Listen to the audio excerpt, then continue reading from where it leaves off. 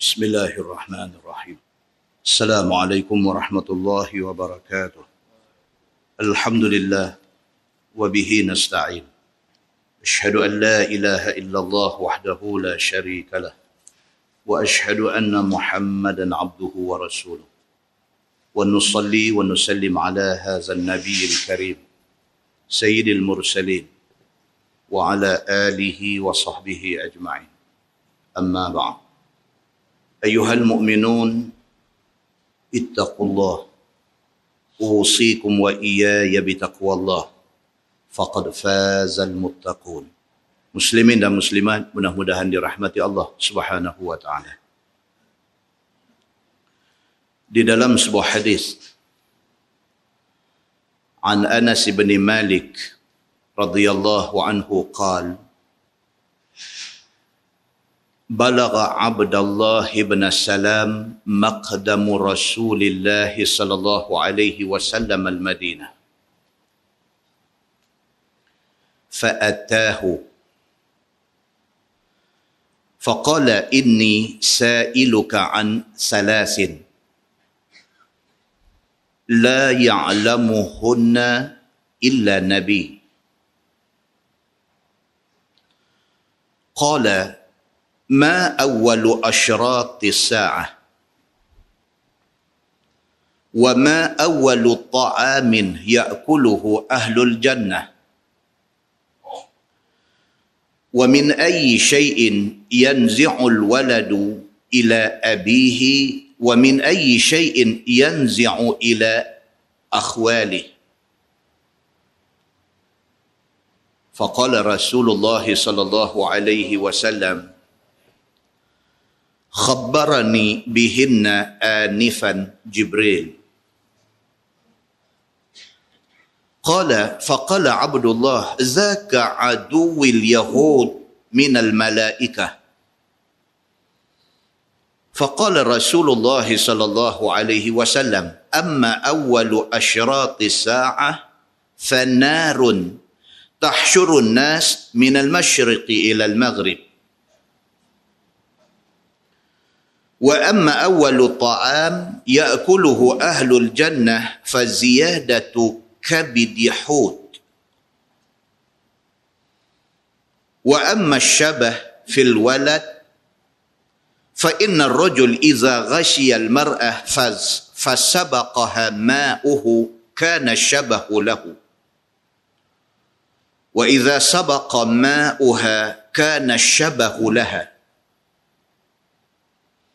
قال أشهد أنك رسول الله.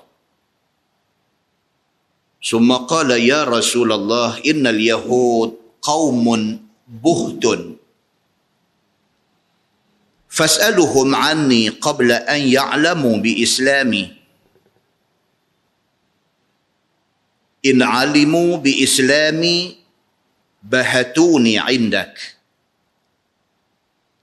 فجاءت اليهود ودخل عبد الله البيت فقال رسول الله صلى الله عليه وسلم أي رجل فيكم عبد الله ابن السلام؟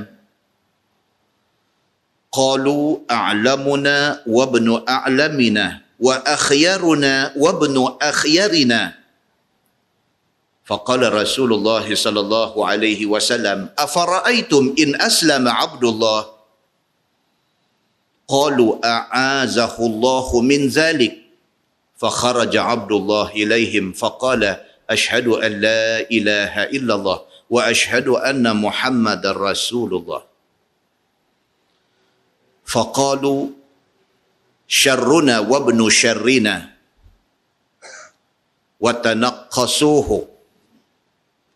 قال هذا كنت أخاف يا رسول الله ووقعوا فيه أو كما قال. hadis sahih riwayat Al-Bukhari.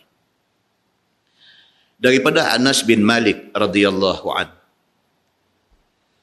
kata dia telah sampai berita tentang kedatangan Nabi sallallahu alaihi wasallam ke Madinah ke pengetahuan Abdullah bin Salam. Ini hadis yang cerita dekat kita tentang yang saya gazet sebut di Masjid Taman Sa'adun. Cerita tentang Abdullah bin Salam. Siapa dia ni? Abdullah bin Salam, nama asal dia ialah Husain bin Sailam. Nama asal dia. Sebelum dia masuk Islam, nama dia Husain bin Sailam. Dia satu orang Yahudi terkenal di Madinah dan dia alim Taurat. Di Madinah yang pada masa itu nama Yathrib. Sebut yang kata dia ni Husain bin Sailam bin Harith, sebut nama dia, baik kawan, baik lawan, respect dia. Bukan sahaja dia alim Taurat, bahkan dia satu orang yang sangat berpribadi mulia, dihormati dan disegani. Cuma masalah kepada Abdullah bin Salam ini, masalah dia satu aja. Dia alim Taurat. Bila dia baca Taurat, Taurat menceritakan tentang kedatangan satu Nabi akhir zaman. Nama dia Muhammad. Benar dikacau dia. So, dia satu orang yang alim dalam Taurat. Dia percaya Taurat 100%. Dia percaya isi kandungan Taurat. Maka dia percaya tentang kedatangan Nabi Muhammad. Cuma dia nak tahu siapa dia Nabi Muhammad ni. Benar tu duk kacau kepala otak dia. Bila dia dengar Nabi SAW hijrah Mekah mai ke Madinah, dia nak kenal Nabi Muhammad ni. Betul ke ini Muhammad yang diceritakan dalam Taurat dia? Sebelum dia pergi menghadap Nabi SAW, dia buat research. Daripada Taurat, dia buat satu research. Apa Taurat cerita tentang Nabi Muhammad ni? Apa peribadi dia? Apa ciri-ciri dia? Apa akhlak yang ada pada Muhammad ni? Dia study dulu. Lepas itu bila Nabi mai, dia pergi jumpa Nabi SAW, dia duduk daripada jauh, dia observe Nabi. Dia tengok Nabi daripada jauh, dia duduk pasang balik dengan research yang dia buat.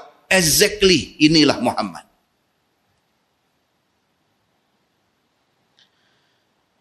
Bila dapat satu peluang dekat dia, dia pergi dekat dengan Nabi SAW. Dia kata dekat Nabi, dia kata, inni sa'iluka an salasin.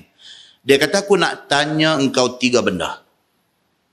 La ya'lamuhunna illa Nabi. 3 soalan ni, dia kata, yang boleh jawab, Nabi aja. Dia kata.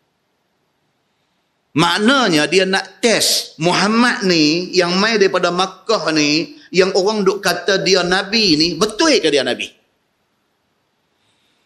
Dan sebelum dia tanya Nabi, dia kata dekat Nabi SAW, aku nak tanya engkau, as'aluka, aku nak tanya engkau wahai Muhammad, an salasin, 3 benda, dan aku nak bagi tahu, la ya'lamuhunna illa Nabi. Yang tahu jawapan kepada 3 soalan aku ni, Nabi. Dia kata. Qala ma awwalu asyrati sa'ah. Yang pertama, dia kata. Apakah syarat berlaku kiamat? Dia tanya Nabi Muhammad SAW, di antara tanda-tanda kiamat. Apa? Bagi tahu mai satu. Wa ma awwalu ta'amin ya'kuluhu ahlul jannah. Soalan 2, dia kata, penduduk syurga, apa makanan pertama penduduk syurga? Wa min ayyi syai'in yanzi'ul walad ila abihi wa min ayyi syai'in yanzi'u ila akhawali. Soalan ketiga, anak ni bila beranak keluar mai, ada yang mirip muka bapa, ada yang mirip muka mak. Macam mana boleh jadi lagu ni? Kalau Nabi Muhammad bukan Nabi, simpan kitab balik. Tak boleh jawab. Dan dia kata dah, tidak akan tahu jawapan kepada 3 soalan aku ni illa Nabi, melainkan Nabi aja. Faqala Rasulullah sallallahu alaihi wasallam, khabbarani bihinna anifan Jibril. Nabi kata dekat dia, baru tak sat Jibril mai jumpa aku, bagi tahu jawapan ni. Nabi jawab lagu tu. Nabi tak tunjuk pandai, Nabi tak kata ni soalan kacang, Nabi tak kata No? Nabi kata, aku pun tak tahu jawapan ni. Tak sat Jibril mai jumpa. Dia bagi jawapan dekat aku. Faqala Abdullah, kata Anas bin Malik, rawi hadis ni. Dia kata, bila Nabi SAW kata, baru tak sat Jibril mai jumpa, bagi tahu dekat aku jawapan soalan hang ni. Faqala Abdullah bin Salam kata, dia kata, zaka adul Yahud minal malaikah. Dia kata Jibril ni musuh nombor 1 orang Yahudi. Dia kata. Sebab yang boleh sebut Jibril ni Nabi. Pasal apa? Pasal Nabi jumpa Jibril. Bila Nabi kata, aku tak tahu jawapan soalan hang ni. Yang aku tahu ni pasal apa? Jibril bagi tahu. Tak sat dia mai bagi tahu dekat aku. Dengar ke Abdullah bin Salam. Dia kata apa? Oh, dia kata Jibril ni adalah musuh nombor 1 Yahudi. Faqala Rasulullah sallallahu alaihi wasallam. Nabi jawab. Nabi kata, amma awwalu asyrati sa'ah fannarun tahsyurun nas minal masyriq ilal maghrib.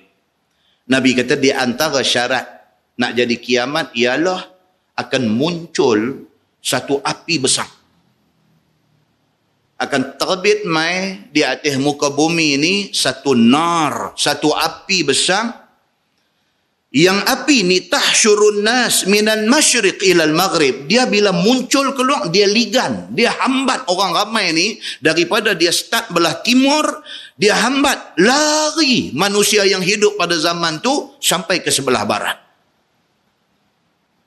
Nabi jawab macam tu. Kalau nak dikembangkan jawapan ini, ada hadis lain. Hadis lain cerita Nabi SAW bersabda, Nabi kata, satakhruju narun min Hadramut atau min nahwi Hadramut qabla yaumil qiyamah. Qalu ya Rasulullah fama ta'muruna? Qala Nabi sallallahu alaihi wasallam, alaikum bisyam, atau kama qal, hadis sahih riwayat At-Tirmizi. Dalam hadis lain, satu hari Nabi duduk depan sahabat-sahabat, Nabi bagi tahu, Nabi kata dekat nak kiamat esok akan muncul, akan keluar mai satu api besar. Dia mula terbit di Hadramut. Hadramut ni di mana? Yaman. Dia akan mula terbit di Hadramut. Atau nahwa Hadramut. Nabi kata ataupun area Hadramut. Dia akan tiba-tiba dia terbit satu api, api itu jadi besar, kemudian dia kejar orang, dia ligan orang, dia hambat orang. Dalam syarah hadis ni dia cerita, tiba-tiba saja api itu dia marak menyala, bomba tak boleh padam. Dia ligan orang. Orang masing-masing ni dia duk main dekat kutip kain baju, kutip barang-barang yang boleh dibawa, lari. Api ikut. Tak boleh kontrol, tak boleh padam, tak boleh stop api itu. Dia ikut lari. Apabila penat, orang berhenti, api berhenti ligan. Tuan-tuan, simpan dalam hati, percaya tak percaya, panjang umur, kita tengok benda ni. Pasal apa? Pasal ini Nabi yang bagi tahu. Dia ada banyak benda yang kita boleh pilih nak percaya tak percaya. Boleh pilih. Dengar orang kata ada malaikat raqib dengan atid. Nak percaya tak mau sudah. Tapi agama habaq macam tu.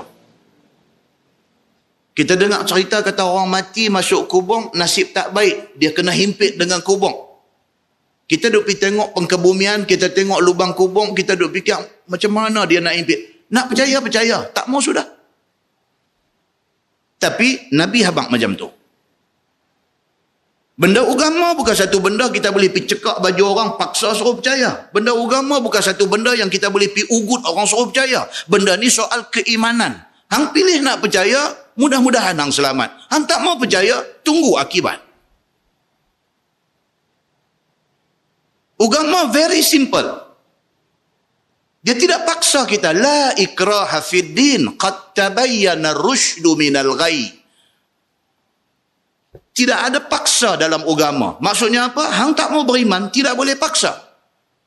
Hang sudah masuk Islam, hang dipaksa mengikut agama Islam. Asal nak pilih Islam, kata Islam tidak dipaksa. Qad qad tabayyana ar-rusydu minal ghayy, kerana petunjuk hidayah Allah dan kesesatan sudah terang nyata. Pilih hak mana mau. Maka diceritakan kepada kita oleh Nabi SAW, di antara tanda kiamat ni apa dia? Satu api, dia mula muncul di sebelah masyrik, di sebelah timur, ataupun lebih spesifik lagi, dia kata di area Hadramaut. Api itu dia akan jadi besar, manusia tidak boleh kontrol dia. Dia ligan manusia. Manusia lari beramai-ramai. Manusia berhenti penat, dia berhenti ligan. Bila Nabi SAW cerita macam tu, sahabat kata, "Ya Rasulullah, fama ta'muruna?" Ya Rasulullah, kalaulah kami panjang umur, kami jumpa ni keadaan ini, fenomena kena ligan dengan api ni, apa kami nak buat? Tuhan nak suruh kami buat apa? Qala alaikum bisyam. Nabi kata, lari sehinggalah sampai ke Syam, iaitu Syria hari ini. Tak tahu apa penjelasan dia, tak tahu, tapi itu kata Nabi SAW. Kita tak dan tengok, anak cucu kita tengok. Kebenaran sabda Nabi SAW. Muslimin dan muslimat yang dirahmati Allah. Bila Nabi bagi tahu dekat Abdullah bin Salam yang mai bagi 3 soalan dekat dia. Soalan pertama, apakah syarat nak jadi kiamat? Nabi kata, mula-mula syarat nak jadi kiamat ialah munculnya api. Dan api itu timbul di pihak timur dan dia ligan orang sampai ke sebelah barat. Yang kedua, Nabi kata, amma awwalu ta'amin ya'kuluhu ahlul jannah kabidi hut. Nabi kata, makanan pertama penghuni syurga ialah hati ikan. Nabi apa lagu tu? Kabid makna di hati. Kabid. Hut, ikan. Hati ikan. Wa amma syabahu fil walad fa inna ar-rajul idza ghashiya al-mar'ah fasabaqaha ma'uhu kana syabahu lahu. Nabi kata tentang anak yang bila beranak mai dia mirip siapa, dia nak serupa dengan siapa, muka dia nak serupa ayah ke, nak serupa mak. Nabi kata benda tu berlaku, lihat kepada semasa hubungan suami isteri, air mani siapa keluar dahulu. Nabi kata, kalau air mani suami keluar dulu, anak mirip suami. Kalau air mani isteri keluar dulu, anak mirip isteri. Nabi jawab macam tu. Wallahu a'lam. Satu kajian kalau dibuat, mungkin jumpa jawapan dia. Wa iza sabaqa ma'uha kana syabahu laha. Kalau isteri dulu, maka anak mirip dia. Habis Nabi jawab 3 soalan itu, qala, kata Abdullah bin Salam, asyhadu annaka Rasulullah. Aku naik saksi engkau Rasulullah. Kerana jawapan Nabi itu ada di dalam kitab dia. Kerana apa hak Nabi habaq tu tepat dengan pengetahuan dia. Dia kata dekat Nabi, asyhadu annaka Rasulullah. Aku naik saksi engkau sungguh-sungguh Rasulullah. Summa qala ya Rasulullah. Lepas itu dia kata dekat Nabi Abdullah bin Salam ni, innal yahud qaumun buhtun. Dia kata, ya Rasulullah, satu aku nak cerita. Masalah dengan orang Yahudi ni satu.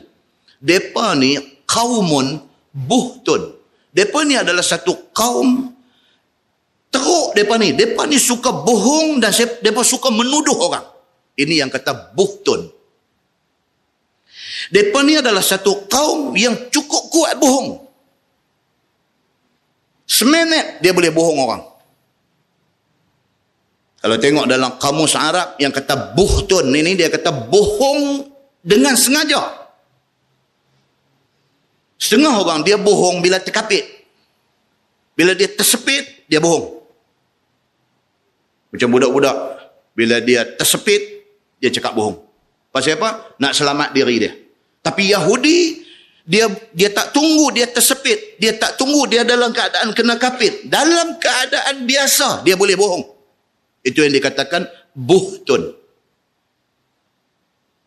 Abdullah bin Salam, bila dia dengar Nabi punya jawapan, dia terus mengaku kata Nabi Muhammad itu Nabi, cuma tinggal dalam kepala dia satu. Dia kata masalah dengan kaum aku Yahudi ni, masalah dia satu. Mereka ni kaumun buhtun. Satu kaum yang cukup kuat pembohong. Dan mereka ni bohong dan menuduh orang. Itu buhtun. Dia kata dekat Nabi, fas'alhum anni qabla an ya'lamu bi islami. Dia kata, ya Rasulullah, kalau boleh pitanya orang-orang Yahudi ini, apa-apa soalan pun pitanya sebelum mereka tahu kata aku sudah Islam. Pitanya mereka apa-apa soalan tentang aku.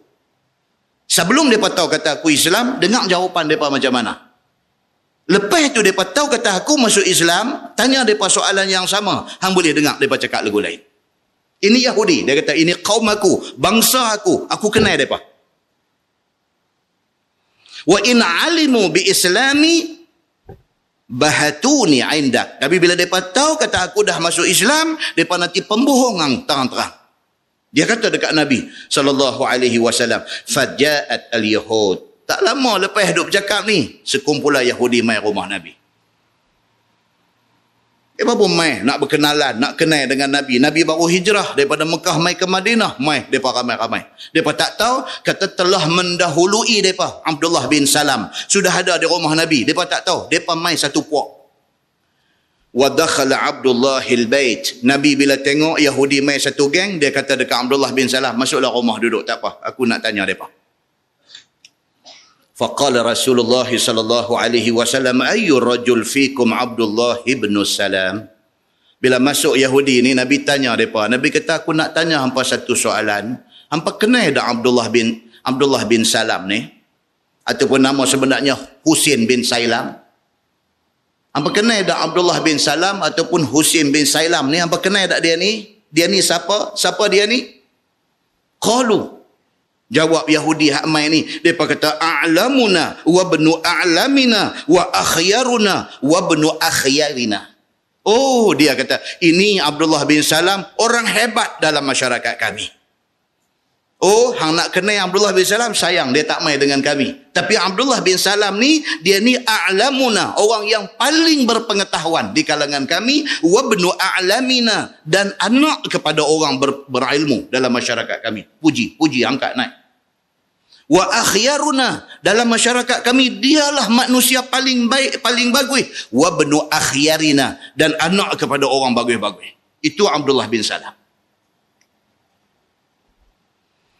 Faqala Rasulullah sallallahu alaihi wasallam, afara'aitum in aslama Abdullah. Nabi tanya ni geng Yahudi hak mai. Nabi kata, apa kamu nak komen kalau Abdullah bin Salam ini masuk Islam? Nabi tanya. Syekh tu duduk dalam. Ni dia duduk mendengar. Duduk dalam. Hampa nak kata apa? Kalau Abdullah bin Salam yang hampa kata a'lamuna wa ibnu a'lamina, ni anak orang bagus-bagus dan dia pun orang bagus. Kalaulah sekiranya dia masuk Islam, hampa nak kata apa? Qalu, jawab ni segala orang-orang besar Yahudi ni, a'azahullahu min zalik. Oh, minta lindunglah Allah jangan bagi dia masuk Islam. Pasal dia kekuatan mereka. Pasal dia tulang belakang mereka. Pasal dia orang paling hebat dalam masyarakat mereka. Bila Nabi kata, hampa nak kata apa? Kalau Abdullah bin Salam yang hampa paling sanjung ni masuk Islam, hampa nak kata apa? A'azahullahu min zalik. Semoga Allah lindungi Abdullah bin Salam daripada pergi masuk Islam. Fakharaja Abdullah ilaihim. Dia pun keluar main nyong. Keluar daripada bilik rumah Nabi. Keluar main. Abdullah bin Salam ni. Faqala ashhadu an la ilaha illallah wa ashhadu anna Muhammadar Rasulullah. Dia keluar mai depan mereka ni ramai-ramai, terus mengucap asyhadu an la ilaha illallah wa asyhadu anna Muhammadar Rasulullah. Terkejut badak sumbu mereka ni. Wah, mereka kata masuk Islam dah dia ni. Faqalu syarruna wa ibnu syarrina. Dan keluar di mulut mereka, mereka kata hanglah orang paling tak terpakai dalam masyarakat kami. Anak kepada orang tak terpakai. Betul tak Abdullah bin Salam kata kat Nabi tadi? Terang-terang jadi. Tuhan nak tunjuk. Hang geng kami kata hang bagus. Hang pi balik sana, hang tak boleh pakai. Orang yang sama. Terus dia kata lagu tu, syarruna wabnu syarrina. Hang orang yang paling tak guna, paling jahat, paling tak boleh pakai dalam masyarakat kan. Wabnu syarrina. Dan pak hang pun sama, tak boleh pakai punya keturunan. Watanaqqasuhu, kata dalam hadis Bukhari, dia kata apa? Dan depa terus peleceh dia, depa remehkan dia, depa hina dia, depa kata macam-macam tak elok dekat dia. Terus depa hantam dia, depa condemn dia maksimum. Qala, kata Abdullah bin Salam kepada Nabi, haza kuntu akhafu ya Rasulullah. Dia kata, ya Rasulullah, inilah yang aku duk sebut tadi, yang aku duk takut tadi, inilah bendanya. Depa sekelip mata boleh jadi kawan, boleh jadi musuh. Depa ni dengan dandan, pagi boleh kata geng, petang boleh jadi musuh. Inilah yang aku takut ni, inilah jadi. Wa waqa'u fihi. Kata hadis itu, dan mereka pun terus keluar daripada rumah Nabi. Tinggalkan Nabi begitu saja.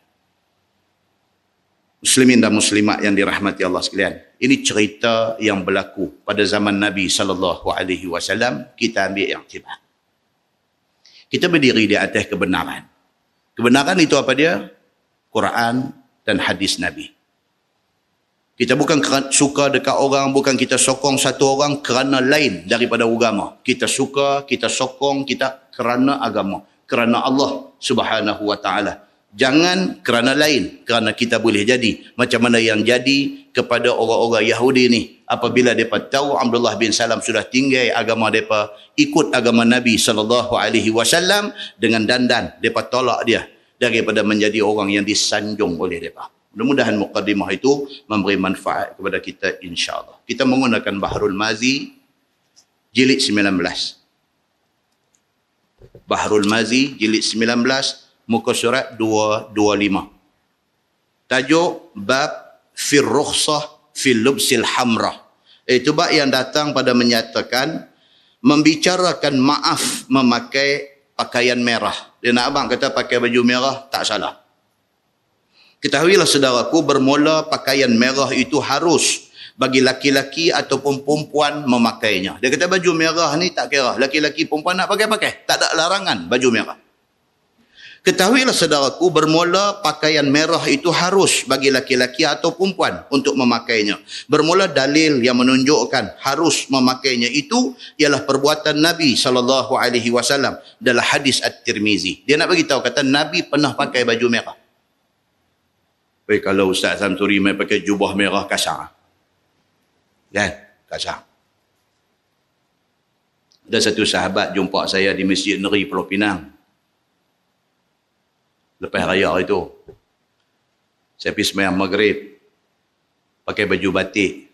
Tangan pendek, semayang, kepiah tak pakai. Dia boleh tulis dalam Facebook. Dia tahu Ustaz Samsuri munafik. Dia kata, aku sendiri tengok. Dia kata, dia semayang di Masjid Negeri, pakai baju batik, kepiah tak pakai. Dia kata, munafik dia ni. Masya Allah kan. Itu dia tuan-tuan. Sambung wajah. Kan? Nak cerita kata, dalam masyarakat ni macam-macam orang ada. Hang buat apa pun tak kena. Kalau dan dia tak berkenan ni, hantu saya buat apa? Baik ke, betul ke, apa ke, dia duk kata tak boleh. Apalah salah batik tu. Kerana Ustaz Samsuri pakai, Ustaz Samsuri sudah jadi macam tu. Sambung. Hadisnya dia kata an Jabir bin Samurah radhiyallahu anhu qal ra'aitu Rasulullah sallallahu alaihi wasallam fi lailah idhhiyanin faja'altu anzuru ila Rasulillah sallallahu alaihi wasallam wa ila al-qamar wa alaihi hullatun hamra fa idza huwa indi ahsanu minal qamar. Diriwayatkan oleh satu sahabat Nabi sallallahu alaihi wasallam, nama dia Jabir bin Samurah radhiyallahu anhu.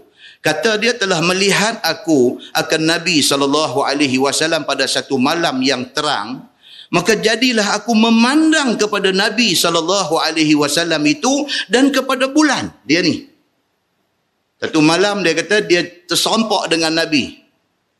Bila dia tengok Nabi, dia tengok bulan. Dia tengok Nabi, dia tengok bulan. Dia ni. Dan atas badan Nabi SAW pada ketika itu pakaian merah, dia kata. Pasal dia tak pernah tengok Nabi pakai baju merah. Mujung Nabi tak pakai baju batik. Dia tak pernah tengok Nabi pakai baju merah. Dia duk jumpa Nabi di masjid duk pakai jubah putih. Sekali dia jumpa Nabi pakai baju merah. Dia tengok Nabi, dia tengok bulan. Dia tengok Nabi, dia tengok bulan. Ni dia ni. Yakni kain pinggang dan kain selendang Nabi merah. Nabi pakai kain dua lain ni, kain hak pakai di pinggang pun merah, kain hak pakai di atas pun merah. Dia tengok Nabi macam tu. Maka tiba-tiba ia pandangkan aku. Maka tiba-tiba pada pemandangan aku, dia kata lebih elok daripada bulan. Dia kata dia tengok Nabi pakai baju merah ni, tengok bulan, tengok baju merah Nabi pakai, tengok bulan. Dia kata Nabi pakai baju merah lebih nampak hebat daripada bulan. Dia kata. Mujur dia kata lagu tu. Kan?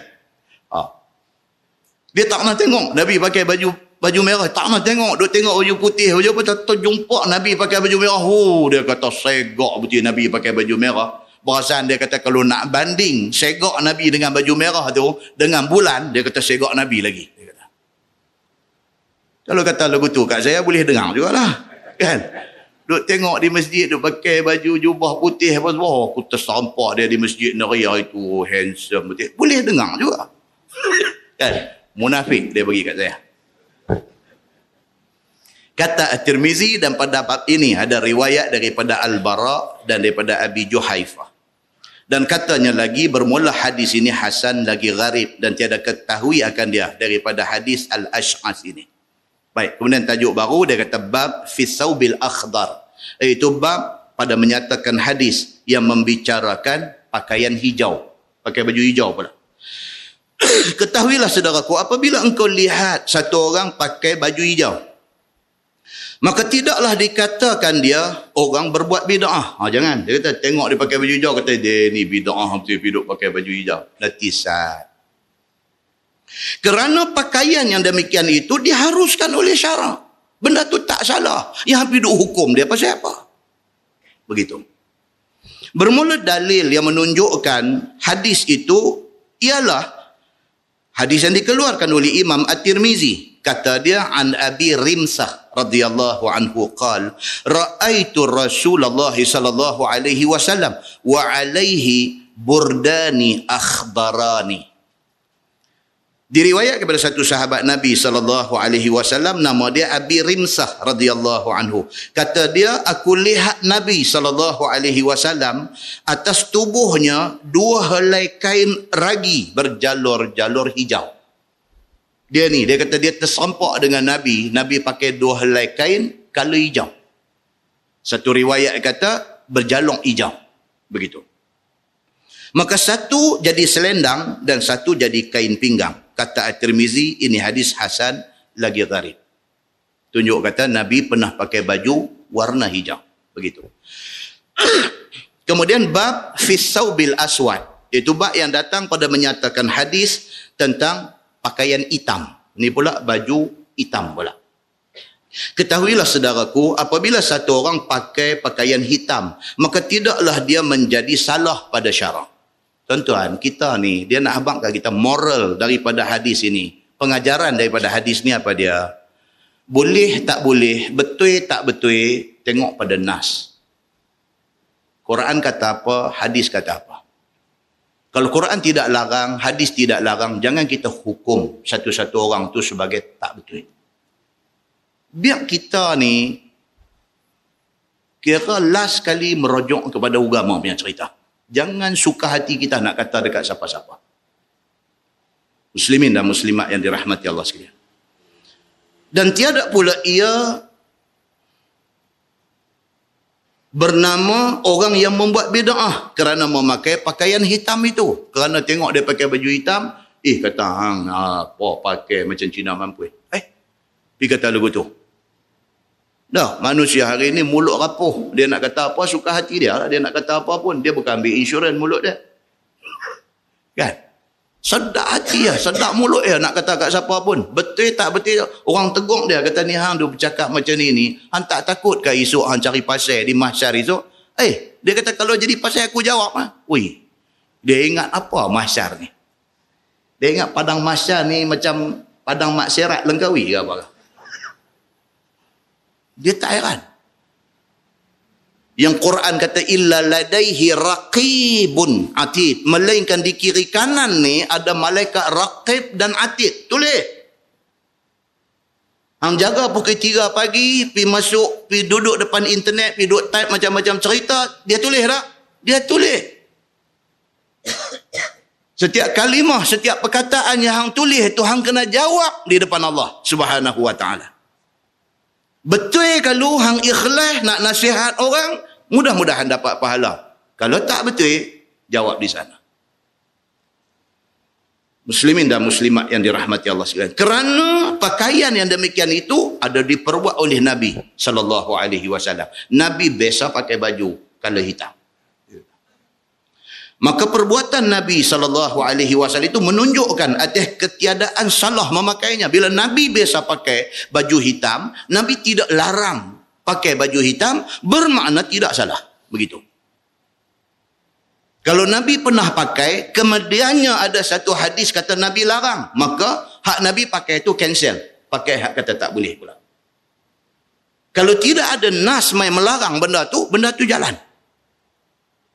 Muslimin dan muslimat yang dirahmati Allah sekalian. Macam mana kih ziarah kubur?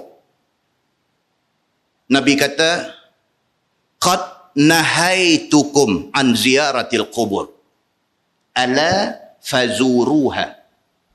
Nabi kata dulu aku pernah larang hampa pergi duk ziarah kubur ni. Dulu Nabi kata. Qad nahaitukum. Fa'il madhi, past tense. Nabi kata dulu pernah sekali aku larang hampa jangan pergi ziarah kubur. Pasal apa? Pasal masa tu kalau tak larang, dia ada upacara khurafat di kubur. Orang bila dia pergi duk letak dai di batu nisan, dia pergi duk urut batu nisan, dia pergi duk cari kain kuning balut di ujung batu nisan, dia pergi buat benda pelik-pelik.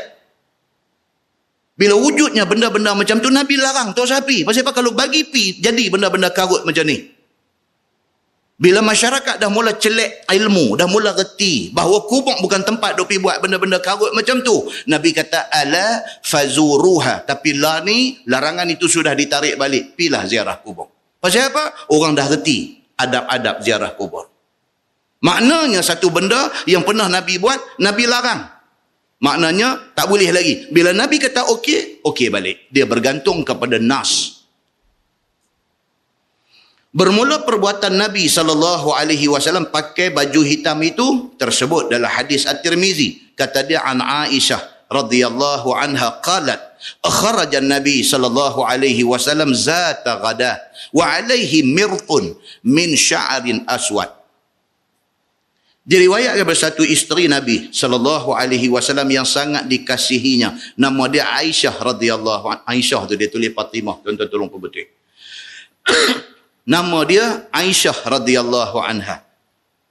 Kata dia telah keluar Nabi SAW pada satu pagi dan di atas badan Nabi ada pakaian daripada bulu yang berwarna hitam.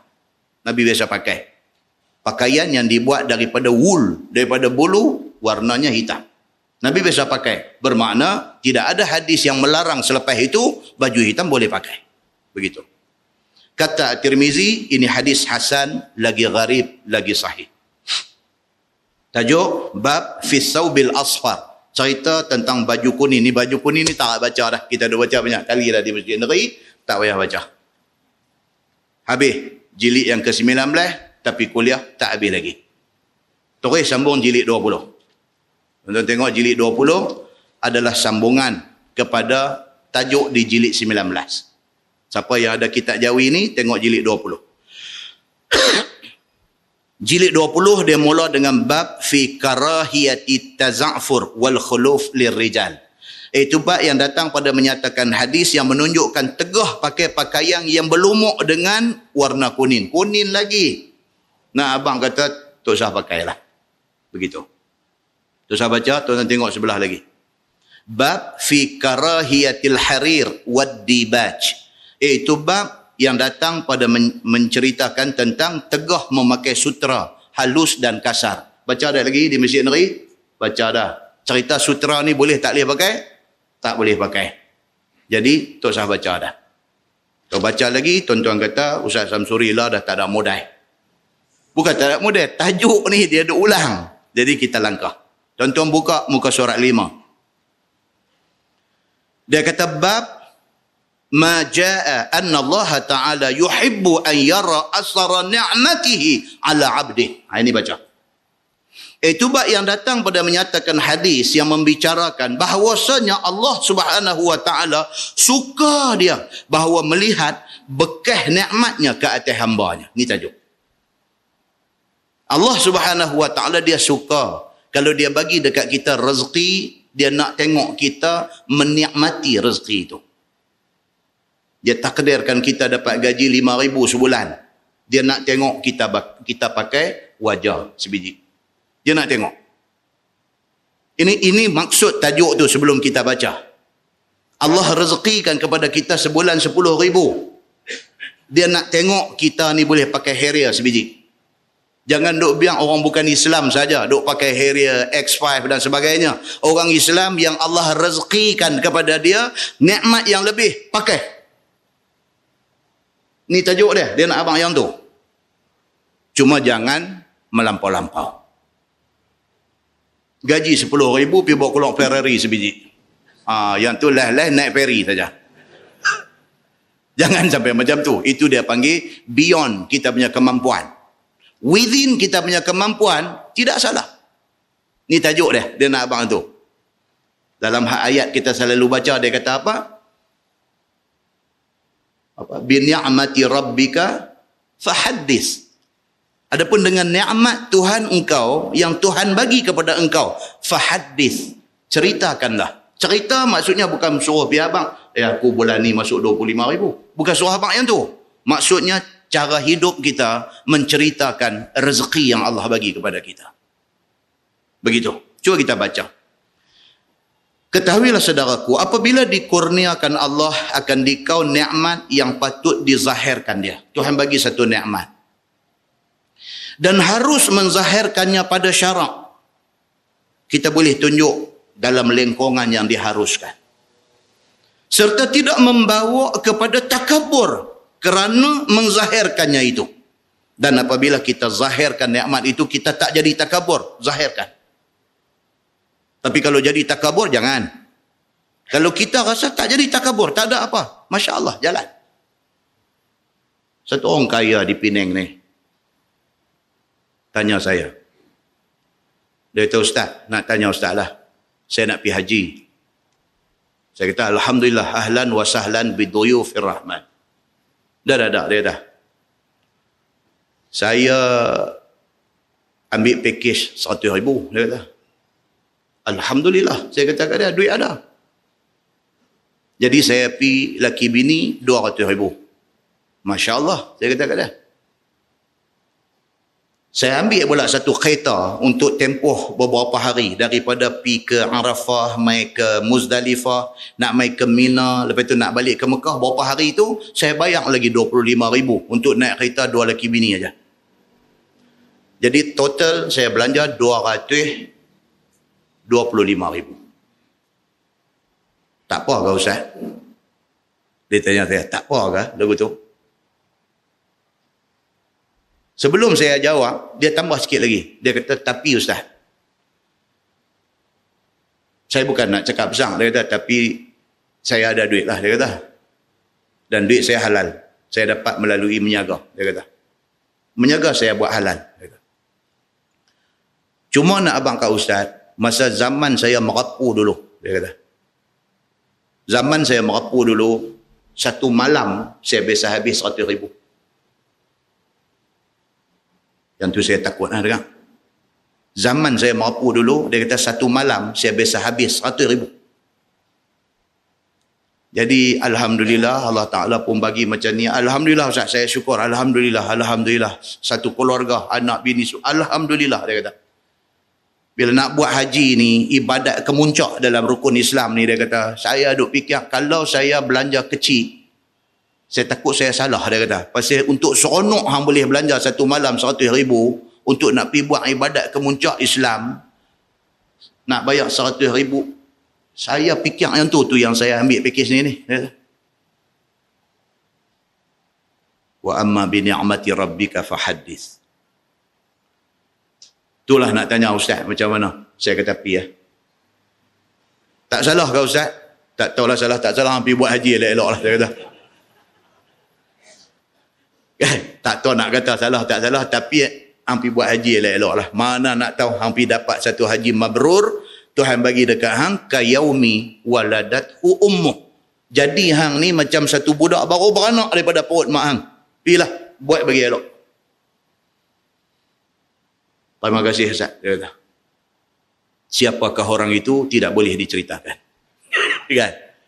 Muslimin dan muslimat yang dirahmati Allah sekalian. Tajuk kita duk baca ni, dia nak abang yang ni. Allah bagi dekat dia nikmat macam tu. Allah bagi dekat dia. Dia boleh menzahirkan nikmat itu selagi mana tidak menyebabkan dia jadi takabur. Soal dia takabur ke tak, itu Tuhan yang tahu. Kita jangan hukum. Seperti dia kata, diberi Tuhan akan dikau nikmat pakaian baru daripada baju dan sebagainya. Tuhan bagi kat kita. Tu saya kata kita, bini kita pergi kerja tiap-tiap hari, 20 hari kerja sebulan, 20 pasang baju dia pakai. Tak ulang, sebulan tak ulang baju. Nikmat lah tu, nikmat. Ada orang selang 2 hari mai balik baju tu, selang 2 hari mai balik baju tu. Kalau dia jadi cikgu sekolah, sampai budak-budak tahu dah. Hari ni dia pakai baju ni, lusa dia pakai baju ni, tulat, tunggin dia mai balik hari Isnin mai balik baju. Pasal apa? Dia duk ulang 3 tu ya. Baju dia, seluar dia, kasut dia pun budak-budak duk tengok. Kalau jadi cikgu sekolah, budak-budak duk usyar tengok. Kasut ni duk terbelah tengah-tengah ni, perasan dah masuk tahun yang kedua dah. Tak buh-buh gam lagi. Ada macam tu. Allah bagi nikmat pula dekat dia ni macam mana? Bini kerja 20 hari sebulan, 20 pasang baju pakai. Salah ke? Dia nak abang di sini, kalau sekiranya within dia punya kemampuan, tidak salah. Cuma jaga, jangan takabur. Macam tu. Seperti dizahirkan memakainya pada hari raya dan pada hari Jumaat. Paling koman, dia kata. Paling koman. Apa dia? Raya, pakai baju baru. Paling koman. Setahun sekali pakai baju baru. Ataupun nak cantik, Friday pakai baju baru. Kerana itu Sayyidul Ayyamil Usbu'. Itu hari yang menjadi bos kepada segala hari. Hari raya kecil orang Islam pakai baju baru, keluar pergi, nampak kita steady di hari Jumaat. Itu paling koman, dia kata. Maka demikianlah disuruh oleh syarak sebagaimana tersebut dalam hadis yang dikeluarkan oleh Imam At-Tirmizi. Kata dia, an Amr bin Shu'aib an abihi an jaddih radhiyallahu anhum qala Rasulullah sallallahu alaihi wasallam, inna Allah yuhibbu an yara asara ni'matihi ala 'abdihi. Maksudnya diriwayatkan daripada Amr bin Shu'aib, daripada pak dia, daripada tok wan dia. Ni hadis ni. Amr ni siapa dia? Dia ni daripada kalangan tabi'in. Dia tak dan jumpa Nabi sallallahu alaihi wasallam, dia cuma dan jumpa sahabat Nabi saja. Dia tabi'in. Bapa dia siapa? Bapa dia Shu'aib bin Abdullah. Bapa dia ni Shu'aib bin, pak dia pun tabi'in juga. Tok wan dia siapa? Tok wan dia Abdullah bin Amr bin Al-As. Siapa Abdullah bin Amr bin Al-As? Siapa? Sahabat Nabi. Hadis ni daripada tok wan dia, daripada Abdullah bin Amr bin Al-As. Tok nek dia siapa dia? Amr bin Al-As. Siapa Amr bin Al-As? Saya dah cerita tak tahu berapa kali. Cerita apa? Cerita dia dekat nak mati. Orang mai ziarah dia, dia tak mau tengok muka orang ziarah dia. Dia duduk tengok dinding. Sampai anak dia, Abdullah bin Amr ni, rawi hadis yang kita nak baca ni, sampai anak dia kata dekat dia, dia kata, bapa, awak bapa ni sampai tak mau tengok muka orang mai ziarah ni. Awaknya pasal apa? Dia kata, bukan pasal apa, aku teringat cerita lama aku. Aku melalui 3 zaman. Dia kata ni, nak sampai ke zaman ni, aku dah melalui tiga zaman. Apa dia? Zaman yang pertama, zaman aku benci dekat Nabi Muhammad ni, sampai pada masa tu kalau ditakdirkan Allah aku tersampak dengan Muhammad, aku bunuh dia. Dia kata. Benci tu. Ni Amru bin Al-As, bapa kepada rawi hadis ni, kepada Abdullah bin Amru ni. Zaman yang kedua, dia kata zaman aku masuk Islam, tak ada manusia di atas muka bumi ni yang aku lebih sayang daripada Nabi SAW. Hak tadi punya benci ni tak tahu nak abang. Kalau jumpa aku bunuh masa tu, dia kata. Mai satu zaman aku dapat hidayah, aku jadi orang Islam. Nabi Muhammad manusia paling aku kasih. Sehingga kan dia kata, aku tak boleh bertentang mata dengan Nabi. Dia tengok Nabi, Nabi tengok dia, dia tunduk, dia respect Nabi ni sampai tahap tu. Dia tak boleh nak tentang mata dengan Nabi. Itu zaman yang kedua. Zaman yang ketiga, aku dilantik menjadi governor, dia kata. Amanah yang terpikul atas bau aku ni, dia kata, aku takut kot aku tak tunaikan amanah itu. Macam mana mati aku kalau sekiranya aku mati ketika aku menjawat jawatan itu. Ni, dia duk ingat benda ni. Dia sampai tak mau tengok muka orang. Ini adalah bapa kepada rawi hadis ini. Bapa kepada Abdullah. Nama dia Amru bin Al-As. Apa kata dia dalam hadis ni? Satu orang daripada sahabat Nabi SAW, nama dia Abdullah bin Amru bin Al-As radhiyallahu anhuma. Kata dia sabda Nabi SAW, bahwasanya Allah Subhanahu wa taala suka melihat atas hambanya bekas nikmatnya. Nabi kata Tuhan suka. Kalau dia bagi nikmat dekat satu hamba dia, dia nak tengok hamba tu menikmati nikmat itu. Gaji itu rezeki daripada Allah. Allah bagi dekat dia 5,000 sebulan. Allah nak tengok kita hidup di rumah yang selesa. Allah nak tengok benda tu. Pasal apa? Lebih selesa rumah, lebih selesa kita beribadat kepada Allah. Muslimin dan muslimat yang dirahmati Allah sekalian.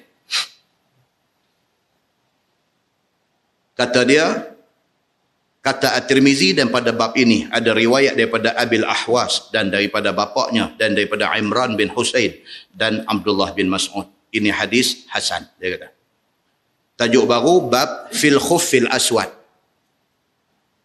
Itu bab yang menunjukkan atas harus memakai kasut hitam. Tadi duk abang baju color apa, ni dia main kasut pula. Kasut ni pula dia kata pakai kasut hitam, dia kata. Ketahuilah saudaraku, memakai kasut itu harus ya. Dia kata pakai kasut ni harus. Bukan wajib, harus. Kalau tuan-tuan daripada rumah main kaki ayam, tak apa. Nak main kaki ayam pun tak apa. Tapi orang tengok kita pelik sikit lah. Awak dia ni. Kena buang kerja kot, sampai nak beli kasut pun tak boleh. Jadi pakai kasut daripada rumah main ni, apa hukum dia? Harus. Tapi kalau duduk jalan nak main ni dengan paku karat, dengan duri, dengan apa duk ada, tak pakai kasut, pijak boleh jadi mudarat, tak pakai kasut haram. Tapi hukum asal ni, tak pakai kasut ni, tak ada apa-apa. Pakai itu harus, dia kata. Begitu. Sama ada kasut tu hitam atau putih atau sebagainya. Tak peduli. Kasut nak pakai color apa, pakailah. Bermula dalil yang menunjukkan harus pakai kasut itu ialah perbuatan Nabi SAW, seperti yang dikeluarkan oleh At-Tirmizi. Kata dia, an Buraidah anna Najashi ahda ila Nabi SAW khuffaini aswadaini sa'zajaini falabisahuma summa tawadda'a wa masaha alaihima. Diriwayatkan kepada satu sahabat Nabi SAW, nama dia Buraidah radhiyallahu an. Kata dia bahawasanya satu raja besar Habasyah yang masyhur dengan namanya An-Najashi. Najashi ni bukan nama dia, gelaran dia. Macam mana orang gelar Raja Mesir dengan nama Fir'aun. Raja Rom, Raja Parsi, Kisra, Kaisar. Itu gelaran. Begitulah kepada pemerintah Habasyah dipanggil Najashi. Dia ni mula-mula tak masuk Islam. Tapi dia syok dengan Islam. Apabila sekumpulan sahabat Nabi diperintah oleh Nabi hijrah ke Habasyah, dia welcome sahabat-sahabat Nabi ni dan dia layan dengan sebaik-baiknya, sedangkan dia belum Islam. Tapi dia syok dengan Islam. Tu yang kata bagus tu. Dia tak Islam tapi dia boleh bagi respect dekat Islam. Ni hak Islam piduk memusuhi Islam ni karut. Najasyi tak masuk Islam tapi dia syok dengan Islam ni. Dia suka dengar cerita pasal Nabi Muhammad sallallahu alaihi wasallam. Ini Najasyi. Dan kesudahan dia bila dia mati, malaikat mai habang dekat Nabi, kata dia mati. Nabi buat apa? Nabi sembahyang gaib untuk dia. Maka timbul perbahasan tentang benda ni sehingga ada kata dia sebenarnya sudah masuk Islam. Bagusnya Najasyi ni. Hadis yang kita baca ni dia nak cerita apa? Najasyi, Raja Habasyah ni telah memberi hadiah kepada Nabi sallallahu alaihi wasallam sepasang kasut hitam yang tiada berbulu. Dia bagi satu dekat Nabi hadiah apa? Sepasang kasut kulit warna hitam. Dia bagi dekat Nabi. Maka diambil oleh Nabi sallallahu alaihi wasallam sepasang kasut hadiah daripada Najasyi itu, lalu dipakainya. Ni Nabi ni dia apa orang bagi kat dia, dia guna. Pasal apa? Seronok orang yang bagi itu. Kita lah tuan-tuan, macam kita kan. Kita bagi satu benda kat orang. Bila kita pergi rumah dia, tengok-tengok benda kita bagi itu dia letak di satu tempat, seronok kita. Seronok pasal apa? Pasal dia menghargai pemberian kita. Berbeza dengan kita bagi satu benda dekat orang. Satu hari kita pergi rumah dia, tengok kain nak kita bagi, buat duk lap kaki depan pintu bilik ayam. Ui. Tak ada apa, cuma tak syok lah. Kita terus naik kereta balik, kata kat bini kita, macam ni punya orang lain kali jangan duk pergi apa. Pasal apa? Tak syok. Pasal dia tak tahu nak appreciate kebaikan kita. Allah bagi dekat kita rezeki lebih sikit. Atas lebihan rezeki tu kita ingat nak tolong orang. Orang hak kita tolong tu kalau dia reti terima kasih, lain kali aku tolong lagi. Tapi kalau kita dah bagi pertolongan, satu terima kasih pun tak mai, satu SMS nak hantar terima kasih pun tak ada, kita pun tak syok dengan dia. Mai jumpa kita, abang Ustaz, anak saya dapat pergi Mesir. Ustaz, anak saya dapat pergi Jordan. Oh, okey, tak apa. Cakap mana boleh bagi, kita bagi dekat dia. Kalau budak ni cerdik, kalau bapak dia ni cerdik, balik pergi di rumah, pak dia hantar satu SMS, terima kasih Ustaz, tolong. Anak ni berlepas pergi, turun-turun saja di Mesir sana, satu SMS hantar, Ustaz, saya anak sekian-sekian orang, hari tu hak pergi apa Ustaz, tolong, saya dah selamat sampai di Mesir, doakan saya belajar di sini. 5 kupang aja harga SMS international. Seronok kawan hak tolong ni, tak tahu nak cerita. La salam wala kalam. Dia pergi senyap sunyi, sepatah terima kasih pun tak ada, kirim salam pun tak ada. Bila kita sebut, dia kata mengungkit. Bila kita tak sebut, dia tak reti benda tu. Sampai bila pun tak reti. Nabi SAW kata apa? Man la yashkurun nas, la yashkurullah. Nabi kata siapa yang tak reti terima kasih kepada orang, dia tak tahu syukur kepada Allah. Simple ya tuan-tuan, benda ni simple aja. Orang buat baik kat kita, terima kasih kat dia. Susah ke nak terima kasih? Kerana kita tak reti terima kasih kat orang, kerana tu kita tak reti terima kasih dekat mak bapak kita. Dia berkaitan. Kalau dekat orang yang tak tahu terima kasih, hang akan jadi satu orang yang tak tahu terima kasih dekat mak pak hang sendiri. Tak salah tuan-tuan, kita ajak anak-anak kita macam tu. Ajak mereka. Abang, terima kasih. Orang yang buat baik kat kita. Terima kasih. Abang, hantar dah SMS dekat ni. Hantar, kata terima kasih. Ajak. Muslimin dan muslimat yang dirahmati Allah sekalian. Kadang-kadang apa yang Islam ajak ni, kita nampak remeh, kita nampak kecil. No tuan-tuan. Besar kesan dia dalam kehidupan.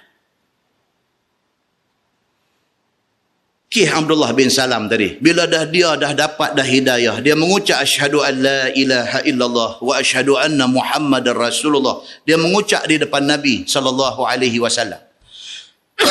Dia kata dekat Nabi, ya Rasulullah, bagilah apa-apa pesan kepada aku. Nabi pesan apa? Dekat Abdullah bin Salam tadi ni, yang kata orang besar Yahudi Madinah yang mai bagi Nabi 3 soalan, Nabi jawab tadi ni.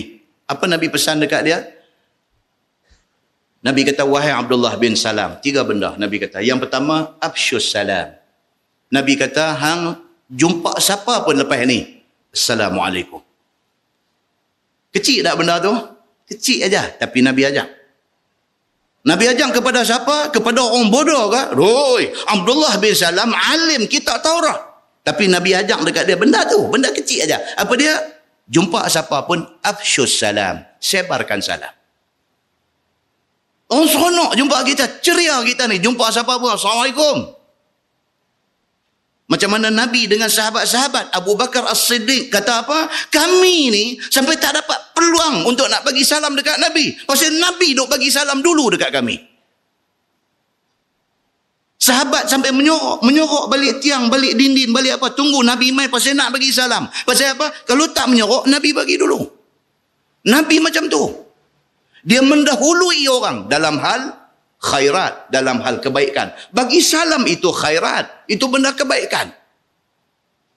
Dan kita kadang-kadang bila orang buat satu kebaikan dekat kita, kita hantar SMS apa? Allah zidka khairah. Apa? Tulis. Allah zidka khairah. Allah tambah kepada engkau kebaikan. Kau simpan dalam template telefon kita. Bila orang buat saja, tulis hantar Allah zidka khairah. Allah tambah kepada Tuhan kebaikan. Pasal apa? Pasal khair ni, kebaikan ni kadang-kadang kita terlepas pandang. Kita tak nampak kebaikan tu. Kita duk nampak keburukan orang. Nabi habaq dekat Abdullah bin Salam, absyus salam, bagi salam. Dia kata. Yang kedua, wa at'imut ta'am, bagi makan. Kita tak mampu nak buat kenduri jamu 500 orang. Kita tak mampu nak buat kenduri jamu 50 orang. Kita boleh jamu seorang, kita jamu. Terserempak, jumpa tang mana kau apa? Dibayar untuk dia. Wa at'imut ta'am. Dan yang ketiga Nabi kata wassalatu bil-lail wan-nasu niyam. Nabi kata dekat Abdullah bin Salam, waktu orang semua tidur bangkit, semayanglah kepada Allah. Just bagi awal sikit. Sebelum masuk subuh 15 minit, 20 minit, kita bangkit dulu. Ayat semayang satu macam yang gosok gigi apa semua. Allahu Akbar. Tahajud 2 rakaat. Cukup. Nabi beritahu dekat Abdullah bin Salam, 3 benda ni je hampir buat. Bagi salam, sekali-sekala jamu orang. Dan yang ketiga, semayang di waktu orang tengah tidur. Ini kebaikan yang diajak oleh Nabi SAW. Maka kita jumpa adalah hadis ni. Raja Habasyah ni, Najasyi ni, dia seronok dengan Islam, dia seronok dengan Nabi SAW. Dia bagi kasut sepasang dekat Nabi, kasut kulit warna hitam. Nabi SAW pula satu orang manusia yang tahu appreciate, yang tahu menghargai pemberian orang. Bagi Nabi ambil pakai kasut tu. Oi Najasyi, kalau tengoklah, ya Allah wa akbar, rentua ni aku bagi kat dia, dia pakai, dia hargai pemberian aku. Maka diambil oleh Nabi SAW, dipakai kasut itu. Maka kemudian daripada sudah dipakai, dan Nabi nak ambil ayat semayang, dan tidak dibasuh kakinya. Mengambil ayat semayang itu hanya disapukan dengan tangannya yang basah di atas 2 kasut itu. Ini dia main cerita pasal apa? Pasal orang yang pakai khuf. Khuf, jangan sebut khauf. Khauf maksudnya takut. Khuf maksudnya kasut. Tengah orang dia tertukang. Solat khuf dia panggil. Semayang kasut. Semayang tu semayang apa? Semayang khauf, semayang takut. Dalam keadaan takut dia ada cara semayang dia. Dia pergi kata solat khuf. Itu sudah jadi solat kasut. Kan? Dia kata dia pakai khauf pula dah. Dia kata dia pergi pakai takut pula dah. Dia pakai kasut. Kasut tu apa dia? Khuf. Dalam pada doa abang tu kita tukang. Dalam pada doa abang tu khauf, khuf tukang. Tak apa, macam kita bukan mengaji Arab. Dia confuse habis lah. Baik, Nabi SAW kalau kasut kulit yang dihadiahkan oleh Najasyi dekat dia ni, Nabi pakai dan dia menjadi khuf. Maka Nabi bila ambil ayat semayang, Nabi basuh muka, basuh tangan, mai tang kasut, Nabi sapu di atas kasut. Patut-patut sapu di mana? Di tapak. Pasal tapak yang duk pijak kotong. Tapi tak, Nabi sapu di atas. Dia nak abang apa kat kita? Nak abang kata kadang-kadang syariat Allah ini tak logik. Kadang-kadang tak logik. Dah apa pasal pergi sapu atas, patut sapu bawah, pergi nak lawan Tuhan. Tuhan suruh Nabi tunjuk kata sapu kat atas, kita duk kata hak Tuhan suruh Nabi abang tak betul. Kita kata sapu bawah baru betul. Ang pandai pada Tuhan. Dia kata Islam kadang-kadang ibadah dia bersifat ubudiyah lillah. Bersifat abdi diri. Tuhan tunjuk lu betul. Tak usah cakap banyak. Selama-lamanya kita tidak mungkin menjadi lebih pandai daripada Tuhan. Muslimin dan muslimat yang dirahmati Allah sekalian. Maka Nabi pakai kasut yang dihadiahkan oleh Najasyi dan Nabi bila ambil ayat semayang, Nabi sapu di sebelah atasnya. Kerana yang demikian itulah harus pada syarak kita. Kata At-Tirmizi, ini hadis hasan. Tajuk baru, bab fin nahi an natfi syai'. Iaitu bab yang datang pada menyatakan hadis yang menunjukkan tegah cabut uban. Nat maksudnya pil, cabut. Syaib maksudnya rambut putih, uban. Kan yang duk pegang kunci Kaabah tu dia panggil apa? Bani Syaibah. Syaib daripada perkataan syaib, uban. Depa ni satu kelompok dipanggil Bani Syaibah. Kerana asal keturunan depa dulu semua jenis rambut putih. Dipanggil depa ni Bani Syaibah. Mereka diberi penghormatan sejak daripada zaman jahiliah dulu. Kunci Kaabah mereka pegang. Apabila Nabi buat comeback ke Mekah. Kan Nabi orang Mekah. Lepas itu Nabi hijrah Madinah. Duduk Madinah. Nabi buat comeback ke Mekah. Pada hari pembukaan kota Mekah. Nabi masuk mai. Nabi suruh pergi panggil ni. Bani Syaibah ni. Panggil mereka. Suruh mai buka pintu Kaabah. Nabi nak masuk. Mai mereka ni. Mai buka dan Nabi masuk. Sayyidina Ali bin Abi Talib jumpa Nabi. Dia kata, ya Rasulullah, minta kunci daripada Bani Syaibah. Bagi aku pegang kunci Kaabah. Satu kemuliaan, tuan-tuan.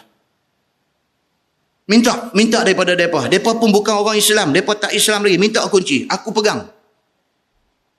Nabi kata, tadi ambil daripada siapa? Ambil daripada Bani Syaibah. Nabi kata, kembalikan kepada Bani Syaibah.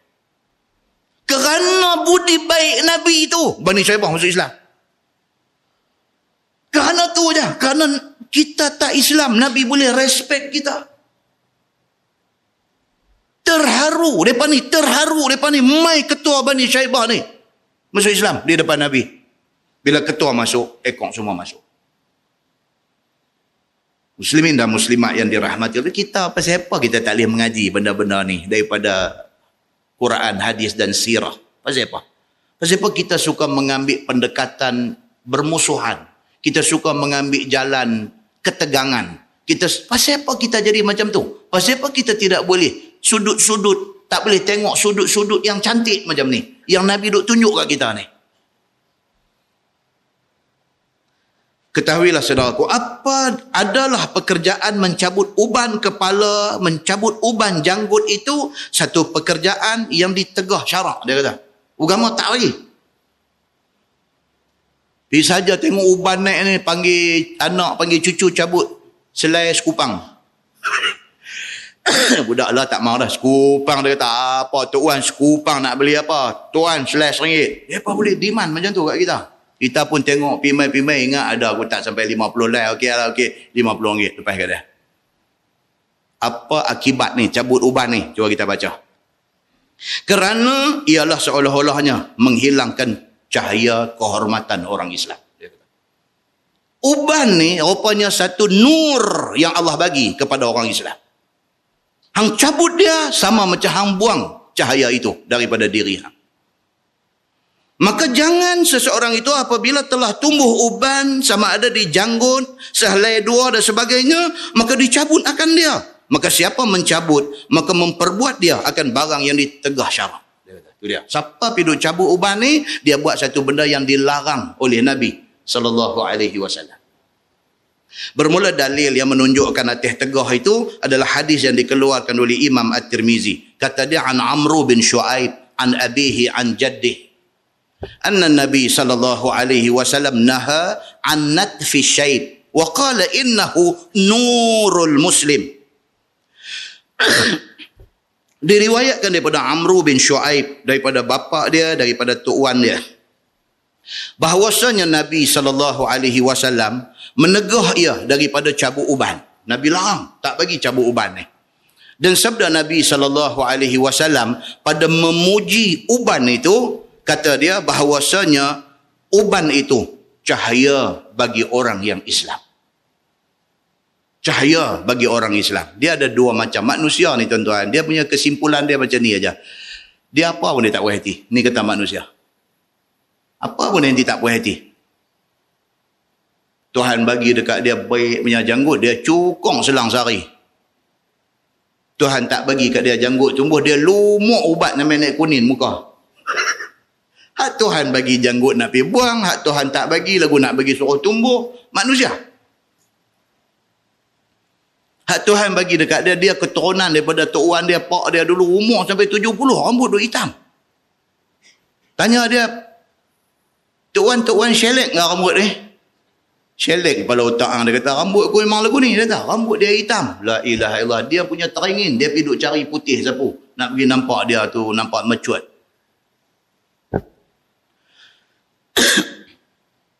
Hak orang Allah pergi takdirkan keluarga dia ni, umur baru duk umai 32. Putih habis dah. Dia pergi kedai gunting rambut. Aneh ni tanya dia. Aneh kata, bos, mau taruh hitam kah? Dia beralih tengok kursi tepi, tengok boleh eh? Boleh ya? Hak rambut putih dia nak pergi bubuh hitam. Salah tak salah tuan-tuan? Rambut putih bubuh hitam? Salah. Kita hanya dibenarkan apa? Inai saja rambut kita. Tidak boleh hitam. Hitam itu dilarang keras oleh agama. Tapi nama kata manusia ni, Tuhan bagi apa kat dia, dia mau hak sebaliknya. Muslimin dan muslimat yang dirahmati Allah sekalian. Maka hadis yang kita baca ni, Nabi kata apa? Innahu nurul muslim. Uban itu adalah nur, cahaya bagi orang Islam. Kata At-Tirmizi, ini hadis hasan. Dan telah ada satu riwayat di dalam kitab At-Targhib wa Tarhib. Kata dia, an Fudalah bin Ubaid radhiyallahu anhu. Anna Rasulullah sallallahu alaihi wasallam qala, man syaba syaibah fil Islam kanat lahu nuran yaumal qiyamah. Faqala lahu rajul 'inda dhalik fa inna rijalan yantifuna syayb. Faqala Rasulullah sallallahu alaihi wasallam man syaa'a falyantif nurah. Diriwayatkan oleh satu sahabat Nabi sallallahu alaihi wasallam, nama dia Fudalah bin Ubaid radhiyallahu an, bahwasanya Nabi sallallahu alaihi wasallam bersabda, siapa yang beruban akan sehabis-habis beruban dalam Islam. Siapa yang rambut dia jadi putih beruban, nescaya jadilah baginya cahaya pada hari kiamat. Rupanya putih ni dia bukan putih uban saja, dia panggil putih fluorescent dia panggil. Kan? Macam lampu ni, lampu fluorescent dah ni. Kan? Orang yang rambut putih ni di akhirat esok macam duk bawa lampu Kalimantan atas kepala lagu tu. Dia jadi satu nur di hari akhirat. Siapa kata ni? Nabi kata. Apabila didengar oleh satu orang daripada sahabat Nabi SAW sabda Nabi yang demikian itu, lalu berkata ia kepada Nabi, ya Rasulullah, bahwasanya beberapa orang laki-laki daripada kalangan sahabat kita ni mencabut mereka itu akan ubannya. Maka apa macam orang ini? Dia kata. Dia bila dengar Nabi kata gitu, Nabi kata siapa yang Tuhan bagi rambut dia beruban, esok dia akan jadi satu cahaya di hari akhirat. Bila dia dengar gitu, spontan dia tanya Nabi. Dia kata, ya Rasulullah, ada kawan-kawan kita, mereka bila naik uban, mereka duk cabut buang. Macam mana dengan mereka ni? Jawab Nabi SAW, barang siapa hendak menghilangkan kehebatan dan kehormatan, maka cabutlah cahaya itu. Nabi kata siapa yang Allah bagi dekat dia kehebatan dan satu kehormatan ni rambut beruban ni, siapa yang tak mau kehebatan dan juga kehormatan itu, cabutlah. Nabi kata. Macam orang pergi Mekah lah tuan-tuan. Macam orang pergi Mekah kan. Bila pergi Mekah, lepas dia tawaf, lepas dia sa'i, dia nak tahallul, dia buat apa? Dia cukur rambut. Ramai orang dia tak mau cukur pasal dia sayang remeh dia tu. Pergi haji pun dia tak cukur, pergi umrah pun dia tak cukur. Sayang tu jambul tu. Jo jambul dia tu, dia sayang. Bini dia kata, apa abang tak cukur, kau orang lain semua cukur lah. Dia kata, depa aku tak mau cukur dah. Aku cukur leceh dah. Dia tahukah hadis Nabi SAW apabila bertahallul kan Nabi berdoa. Nabi doa kepada orang yang tahallul ni. Nabi kata apa? Allahumma ghafir lil muhalliqin. Ya Allah, ya Tuhanku, ampunkanlah dosa orang-orang yang cukur rambut ini. Ni, orang-orang yang bertahallul dengan cukur rambut ni, Nabi doa keampunan dosa untuk mereka. Sahabat yang sayang remeh ni, mereka trim sikit-sikit ya. Mereka dengar Nabi doa dekat orang cukur. Mereka trim, tak ada satu doa ke? Mereka kata kepada Nabi SAW, bagaimana dengan muqassirin ni, orang yang trim ni macam mana? Nabi tak layan. Nabi doa, Allahumma ghafir lil muhalliq, ya Allah, ampunkan dosa orang yang cukur ni, orang yang memilih untuk cukur rambut ni. Dia bertanya lagi, ya Rasulullah, kami yang trim, yang potong sikit-sikit ni, tak ada doa apakah? 3 kali Nabi doa untuk orang yang cukur rambut. Barulah Nabi kata, ya Allah, ampunkan dosa orang yang trim rambut ni. Hadis tu disimpulkan sebagai apa? Cukur tu jauh lebih afdal. Pasal apa? Pasal dia ibarat kepada kita buang semua dosa kita. Muslimin dan muslimat yang dirahmati Allah sekalian. Demikian hal dengan uban ni. Dia tak benarkan kita cabut. Dalam sebuah hadis riwayat daripada Abdullah bin Amru bin Al-As radhiyallahu an. Kata dia, qala Rasulullah sallallahu alaihi wasallam, huwa nurul mu'min. Wa qala Rasulullah sallallahu alaihi wasallam, ma syaba rajul fil Islam syaibah illa rafa'ahu Allahu biha darajah. Wa muhiyat anhu biha sayyi'ah wa kutibat lahu biha hasanah. Atau kama qala, hadis riwayat Imam Ahmad bin Hanbal. Nabi SAW bersabda, Nabi kata, huwa nurul mu'min. Uban ini adalah cahaya bagi orang yang beriman. Nabi kata lagi, ma syaba rajulun fil Islam syaibah. Tidaklah satu orang Islam yang tumbuh uban di kepalanya illa rafa'ahu Allahu biha darajah, melainkan satu uban naik, Allah angkat dia satu darjat. Wa muhiyat anhu biha sayyi'ah, dan satu uban naik, Allah hapuskan satu dosa dia. Wa kutibat lahu biha hasanah, dan ditulis baginya satu pahala. Itu dia. Macam ni punya hadis Nabi SAW. Mai, kalau kita masih lagi tak mau nak ambil kira hadis ni, amatlah rugi kita ini. Nah, muslimin dan muslimat yang dirahmati Allah sekalian. Lepas ni kita masuk tajuk bab innal mustasyar mu'taman. Iaitu bab sesungguhnya orang-orang yang mustasyar. Mustasyar ni advisor ataupun counselor ataupun consultant. Maksudnya orang yang diminta nasihat. Nabi SAW kata, innal mustasyar, sesungguhnya orang yang kita pergi minta nasihat dekat dia, pergi minta pandangan dia, pergi minta pendapat dia, mu'taman, dia mesti amanah.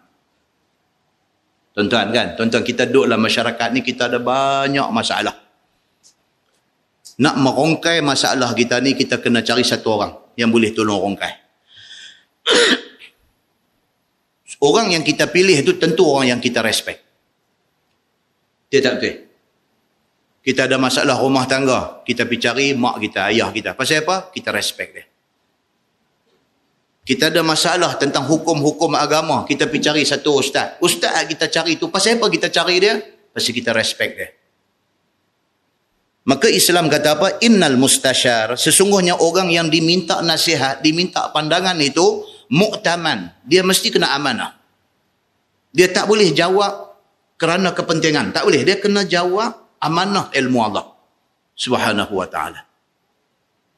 So, dua benda yang ada di dalam tajuk yang akan datang ni, ada dua benda. Satu apa dia? Satu, dia kata kita, kalau ada benda yang membuntukan kita, pergi cari pihak ketiga untuk minta nasihat. Itu satu. Yang kedua, pihak yang diminta nasihat mesti amanah. Dua. Ini tajuk yang akan datang, dia akan bawa mai contoh-contohnya kepada kita. Kemudian tajuk yang lagi akan datang, dia kata fi syu'mi. Fi syu'mi maksudnya percaya kepada bad luck. Ataupun orang putih kata misfortune. Kita percaya kepada benda-benda yang kononnya membawa satu bad luck lah. Apa? Satu, kita percaya kata kalau buat lagu ni jadi karut macam tu. Contoh, nak keluar, tentu bewak lintas jalan. Oh, kata, cancel terus, tak jadi keluar hari tu. Beg baju lah, bekal lah, telur rebus segala, mi goreng, cucuk badak, apa, inti nyok semua dah buah dah belakang kereta ni. Pasal apa? Pasal kononnya hari ni kita nak pergi Melaka, nak pergi makan kenduri di sana. Contoh. Kita dah buah semua dalam kereta dah. Keluar, pergi baru dalam 10 km, bewak lintas. Allahu Akbar, muka pucat lesi. Muka ni pucat lesi, terus kata kat bini kita pergi esok lah. Terus kata dekat bini ni, kita pergi esok. Bini kata pasal apa? Aku tak boleh bewak lintas dia.